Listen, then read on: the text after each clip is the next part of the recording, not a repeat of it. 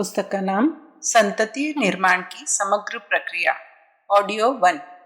भारतीय संस्कृति में सुसंतति के निर्माण को बहुत महत्व दिया गया है।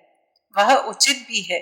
हर व्यक्ति समय की गति के साथ बूढ़ा दुर्बल होता है तथा शरीर त्याग देता है। उसकी पूर्ति ठीक प्रकार ना हो तो समाज का संतुलन बिगड़ जाए, उसका अस्तित्व ही नष्ट होने लगे। इसलिए समाज के विकास के लिए, उसके उत्तरदायित्वों को संभालने के लिए श्रेष्ठ, सुयोग्य, समुन्नत, समर्थ नई पीढ़ी का निर्माण आवश्यक कहा गया है एवं अति महत्वपूर्ण माना गया। उसके लिए लोगों को प्रेरित, प्रोत्साहित करने की व्यवस्था बनाई गई। सुसंतति का निर्माण करने वालों को पुण्य का भागीदार तथा कुल की प्रतिष्ठा बढ़ाने वाला माना गया। लेकिन यह सब महत्ता तभी है जब संतान श्रेष्ठ हो, सुसंस्कारी हो। यदि हीन एवं कुसंस्कारी संतान पैदा की जाए तो उसे पुण्य की वृद्धि नहीं, उल्टा पुण्य क्षय का कारण माना जाता है। इसलिए शास्त्रों में निश्चित रूप से यह निर्देश दिए गए हैं कि संतान की संख्या नहीं, उत्कृष्टता को महत्व दिया जाए। वर्मेको गुणी पुत्रो नाचा मूर्ख शतान्यपि, अर्थात 100 मूर्ख कुसंस्कारी पुत्रों से एक गुणी सुसंस्कारी पुत्र श्रेष्ठ है।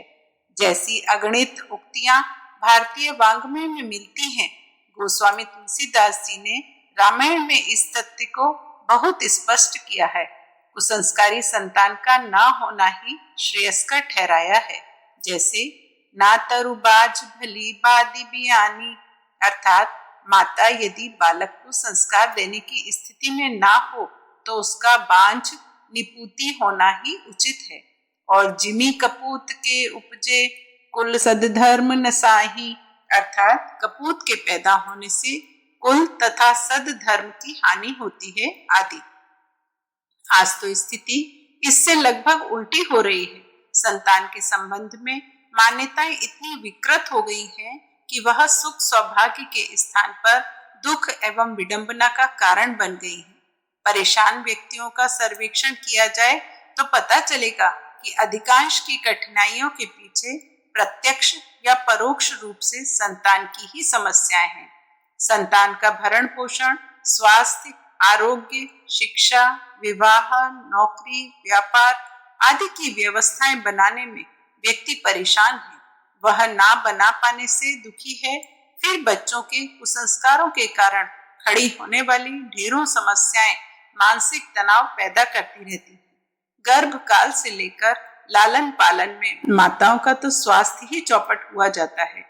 इन तथ्यों को समझकर यह निष्कर्ष सहज ही निकलता है कि संतान पैदा करना तथा उसका निर्माण करना बड़ा उत्तरदायी, पूर्ण एवं सावधानी का काम है। हर कोई हर किसी स्थिति में उसे जैसा चाहिए वैसा संपन्न नहीं कर सकता। विवेक कहता है कि संतान के पालन पोषण से लेकर निर्माण की कठिन तथा लंबी प्रक्रिया का निर्वाह करने की बात सोचनी चाहिए, अन्यथा नहीं। यह ध्यान न रखा गया तो संतान संबंधी कठिनाइयां अलग बढ़ेंगी और कुसंस्कारों की संख्या बढ़कर समाज में नई समस्याएं पैदा करने का पातक सिर पड़ेगा सो अलग। बच्चे ना होना दुर्भाग्य नहीं, दुर्भाग्य है उन्हें ठीक से विकसित ना बना पाना, संस्कार न दे पाना। संतान से बुढ़ापे में सेवा सहायता की आशा करना तथा मरने पर पिंडदान आदि की कामना भी गलत है। ढेरों उदाहरण ऐसे मिलते हैं कि बुढ़ापे में बच्चे माँ बाप की सेवा सहायता तो नहीं करते, उल्टी अनेक परेशानियां खड़े कर देते हैं। बुढ़ापे में परमुखापेक्षी की कामना क्यों की जाए? फिर बच्चों पर जितना खर्च करना पड़ता है उतने में तो अन्य साधनों से भी सेवा सहायता प्राप्त हो सकती है। इसी प्रकार मरने के बाद आत्म शांति के लिए बच्चों का सहारा गलत है। यदि यह सही है तो विरक्त सन्यासियों, ब्रह्मचारियों की आत्मा तो शांति पा नहीं सकती। वास्तव में आत्म शांति सत्कर्मों से मिलती है। यदि संतान का निर्माण भी सत्कर्म के रूप में बन पड़े तो वह शांति का माध्यम बन सकता है, अन्यथा दूसरे अगणित सत्कर्मों को आत्मचिंतन का यश तथा नाम अमर करने का आधार बनाया जा सकता है। अपने स्वास्थ्य, साधन, आर्थिक स्थिति और जीवन क्रम पर विचार करके ही संतान उत्पन्न करने की जिम्मेदारी लेनी चाहिए। पत्नी का स्वास्थ्य तो कमजोर है, आय इतनी है नहीं कि पोषक आहार, उचित शिक्षा और चिकित्सा का प्रबंध किया जा सके। आजीविका के साधन से समय इतना मिलता नहीं कि अपनी पत्नी का सहयोग कर सके। परिवार में ऐसा कोई है नहीं जो गर्भिणी की सहायता कर सके। ऐसी परिस्थिति में समझदारी इसी में है कि संतान की जिम्मेदारी से उस समय तक मुक्त रहा जाए जब तक कि इस प्रकार की आवश्यकताएं पूरी ना हो जाएं। भारतीय संस्कृति का स्पष्ट निर्देश है कि यदि संतान पैदा करने की बात सोची जाए तो उसके उत्तरदायित्वों को पूरी तरह समझा और निभाया जाए। श्रेष्ठ संतति की कामना करने वाले अभिभावक पहले से ही अपने संस्कार उसके अनुरूप बनाते हैं। मनु, शत्रुपा एवं कश्यप, अदिति, राम और कृष्ण जैसी संतानें पाने का सौभाग्य इसी आधार पर प्राप्त कर सके। श्री कृष्ण ने भी प्रद्युम्न के लिए रुक्मिणी सहित बद्रिकाश्रम में तप किया था। अस्तु, श्रेष्ठ संतान पैदा करने के इच्छुक माता पिता को पहले से ही अपने गुण, कर्म, स्वभाव का परिष्कार करना प्रारंभ कर देना चाहिए। किसी नेतृत्व विज्ञानी से एक सज्जन ने पूछा कि बच्चे की शिक्षा कब से आरंभ की जानी चाहिए। उन्होंने जानना चाहा कि बच्चे की आयु क्या है। सज्जन ने उत्तर दिया कि बच्चे की आयु 5 वर्ष की है। तो मनोवैज्ञानिक महोदय ने समझाया, मित्र, आप 5 साल 9 महीने लेट हो गए हैं। उनका आशय था बच्चे का शिक्षण तो गर्भकाल से ही प्रारंभ हो जाता है। अपने यहाँ पुष्पन संस्कार में गर्भिणी को उसके रहन सहन, खान पान, आचार व्यवहार और मनन चिंतन का शिक्षण किया जाता है। गर्भकाल में किन बातों की सावधानियां रखनी चाहिए समझाया जाता है। साथ ही साथ परिवार के सदस्यों को उत्तरदायी ठहराया जाता है। गर्भिणी की रक्षा, सहयोग और सहायता तथा उसकी मनोदशा को ठीक कर रखने के लिए जब सारे परिवार को जिम्मेदार ठहराया जाता है तो माता पिता को तो अपनी ओर से सावधानी रखनी ही चाहिए। जन्म के पश्चात की सावधानियां और भी अधिक हैं। माता के खान पान और मनः स्थिति का प्रभाव उसके दूध पर पड़ता है। शिशु का आहार माता का दूध होता है जो उसके भोजन से उपलब्ध है और उसकी भावनाओं से संस्कारित है। अस्तु, माता को प्रसन्नचित्त सद्भावनाओं से भरे हुए बच्चे को दूध पिलाना चाहिए। बच्चा दूध पीता है तब तक क्रोध तो कभी नहीं करना चाहिए। क्रोध से रक्त विषाक्त हो जाता है। माता का दूध भी विषैला हो जाता है। बच्चे को दिन भर गोदी में लिए रहने की आदत ठीक नहीं। उन्हें लेटे लेटे अपने हाथ पैर हिलाने का मौका देना चाहिए। उनका यही व्यायाम होता है। इसी से उनका दूध पचता है और अंग प्रत्यंग बढ़ते हैं। हमेशा गोदी में लिए रहने से उसकी आदत पड़ गई तो कठिनाई होगी। गर्मी सर्दी से बचाव के लिए अति ना बरतें। शरीर को सर्दी से बचाने के लिए समुचित वस्त्र तो पहनाने चाहिए, किंतु कपड़ों से ऐसा ना कर दें कि उसके शरीर में हवा भी ना लगने पाए।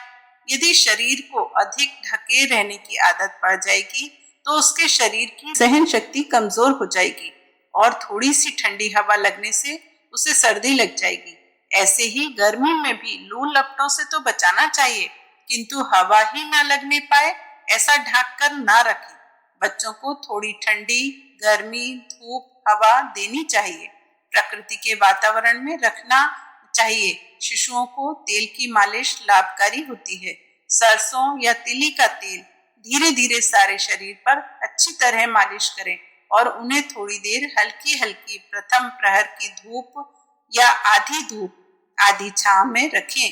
धूप के समय उनके सिर को छांव में रखें या कपड़े से ढक दें। बच्चे बहुत संवेदनशील होते हैं। माता पिता को उदास देखकर उनके चेहरे कुम्हला जाते हैं और उन्हें प्रसन्नचित्त देखकर अनेक प्रकार से नाचने कूदने और अटकेलियां करते हैं। जो भी वातावरण हो उससे वे तुरंत प्रभावित हो जाते हैं। अतः उनके सामने माता पिता को बहुत सावधान होकर रहना चाहिए। 5 वर्ष तक की आयु में बच्चा सर्वाधिक सीखता है। उसके संपर्क में जो भी बात आती है, जैसा भी वातावरण होता है, जिस प्रकार का भी व्यवहार किया जाता है, उसके संस्कार बच्चे के कोमल मन चित्त पर पड़ते जाते हैं, वही पीछे विकसित होते जाते हैं और समय के साथ परिपक्व हो जाते हैं। बच्चे जब खाना खाने लगे तो उन्हें बार बार ना खिलाएं, उन्हें निश्चित समय पर उनकी भूख के अनुसार खिलाएं। प्रायः बूढ़ी माताएं, बच्चों की दादियां बच्चों को प्यार के नाम पर दिन भर कुछ ना कुछ खिलाती ही रहती हैं। कभी बिस्कुट, कभी सेव मठरी, कभी गोल मिठाई, कभी रोटी, कभी भात, दिन भर उन्हें चुगाती ही रहती हैं। यह ठीक आदत नहीं है। बच्चों को प्यार तो करना चाहिए, पर खिलाना उन्हें समय पर ही चाहिए।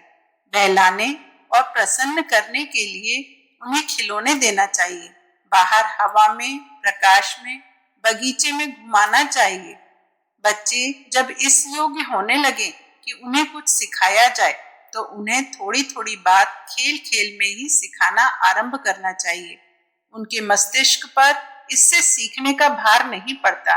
चलते फिरते, खेलते कूदते ही उन्हें गिनती, अक्षर ज्ञान तथा अन्य उपयोगी बातें सिखलाई जा सकती हैं। शिक्षित माता यह बड़ी सरलता से कर सकती है। बच्चों को प्यार दुलार तो करना चाहिए, उन्हें वात्सल्य देना चाहिए, पर यह भी देखते रहना चाहिए कि उनमें कोई गलत आदत तो नहीं पनप रही है। एक आंख प्यार की और एक आंख सुधार की होनी चाहिए। गलत व्यवहार या आदत को प्यार और प्रोत्साहन के द्वारा दूर करें। कभी दंड भी देना पड़े तो उसका औचित्य भी बच्चे को समझाना चाहिए। ऐसा न कर पाने की शिकायत कम और ऐसा करने की प्रशंसा अधिक करते रहना बच्चों को सुधार की ओर शीघ्र ले जाता है।